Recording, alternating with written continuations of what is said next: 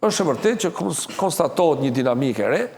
janë pyetur shumë persona të cilët kanë qenë protagonistë asaj ngjarje, të cilët duhet të ishin pyetur para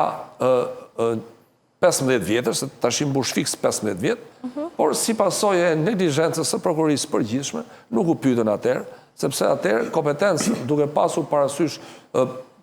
prokuroria ka qenë centralizuar, jo e decentralizuar siç është sot, duke pasur parasysh që ka qenë në kompetencë të prokurorisë përgjithshme,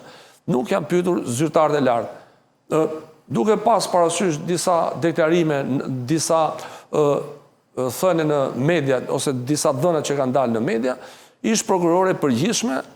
ka bërë një deklarat publike të emisioni Opinion, ku ka thënë që kemi pasur në netim ish ministrin e Brendshëm Lulzim Basha. Duhet vërë në dispozicion aktet, sepse si rregull që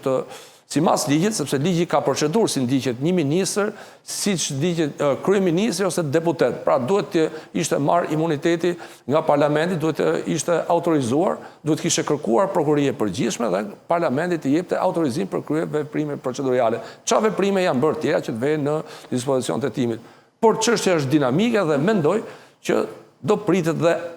konkluzioni i aktit të ekspertimit të audio përgjimit.